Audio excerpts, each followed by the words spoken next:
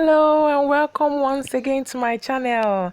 In this video I'll be showing you how to make this yummy egusi soup. Stay tuned. So I have my goat meat and pomo that I'll be using for this soup. I never really used to like egusi soup until I found out this really nice recipe. Even though there are many other recipes and ways to prepare egusi soup, I love this method. This is about 2 cups of egusi.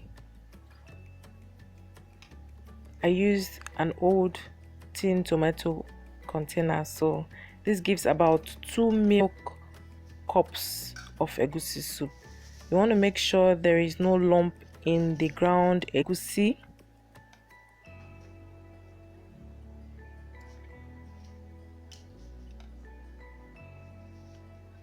So I'm adding palm oil. Really, this is dependent on your choice. Onions, diced or chopped, anyone is good. Diced or chopped, anyone is fine. Salt to taste.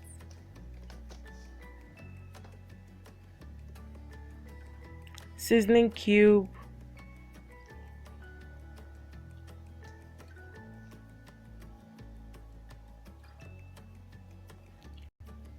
Cameroon pepper. This gives the soup really nice flavor and taste. And then the water is really dependent on how consistent you want your lumps to be. If you want really thick lumps, you want to make the water smaller so that it could be, the consistency will be thicker.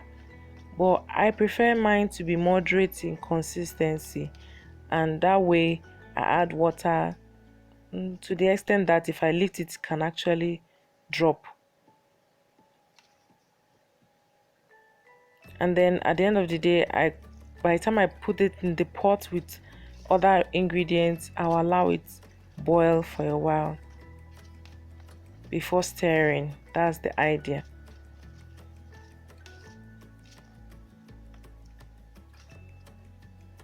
Okay, so here comes the real deal.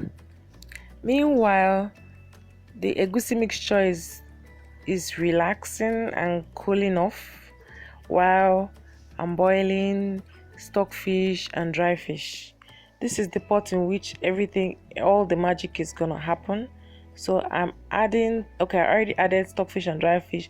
I'm adding onions and of course salt to taste.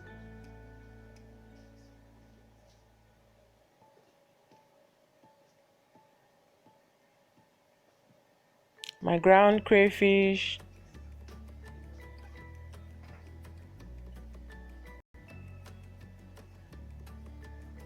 Cameroon pepper again, yes, because the one in the other egusi mixture will not be enough for the entire soup. Stock cubes, if you're not a fan of stock cube, you can use one instead. Personally, I'm not a fan, but sometimes some recipe calls for it. Palm oil, again, this is based on your choice. If you don't like too much oil, you can skip this or you can use fresh tomatoes or even tin tomatoes. I'll do another video to show you how to make that. If you are interested, please drop your comments below and let me know what you think about it. So I added some more water to be enough to cook it, and then let's cook for about 3 to 5 minutes or more, because I have my stockfish there.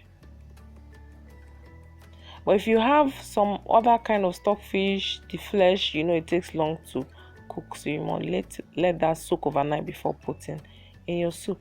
Okay, I'm adding the egusi mixture into the water.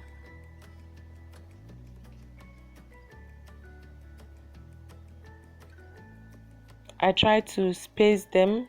You want to make sure that they are not clumped on each other,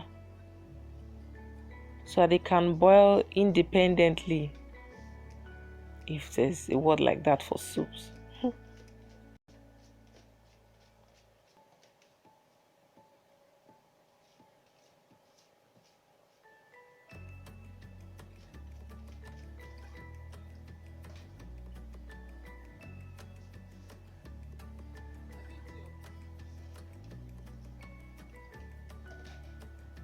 Yeah, I just rinsed the bowl. I don't want to waste my egusi, you know. Okay, this has been cooking for about 15 minutes now.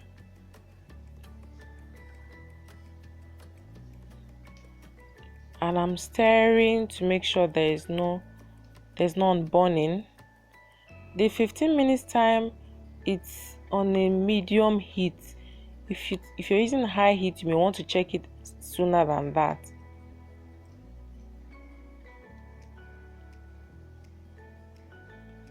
Here is what it looks like right now.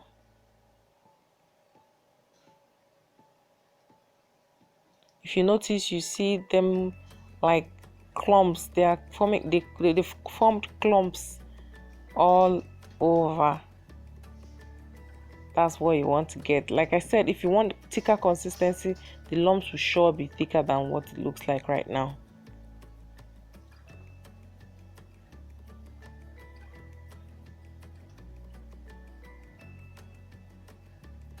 By the time the egusi is cooked,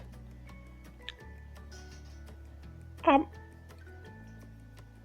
add my meat. The reason I separate the meat is because of the time it takes for the egusi to cook.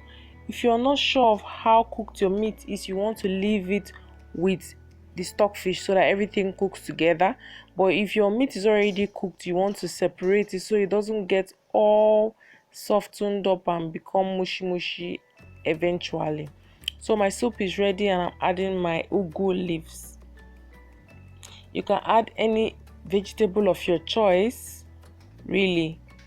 And mind you that any vegetable you add creates a whole new taste, really. If you're using uziza leaf, for instance, it's going to give you a different taste.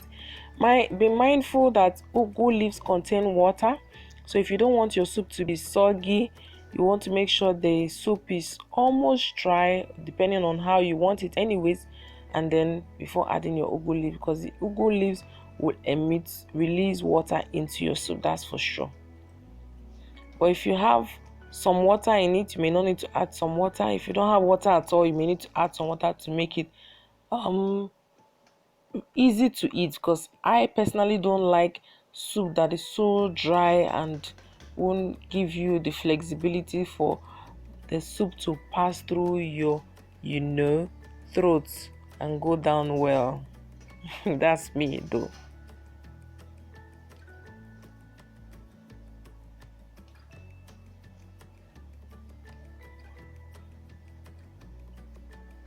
Okay, now the soup is ready. Yummy, yummy, yummy egusi soup. It looks brighter than in real life than what really shows in this picture. Trust me. Don't you like what looks like? And I'm sure if you give it a try, you're going to love it. Like this method of making egusi soup, you want to share, like, subscribe, and drop your comments below.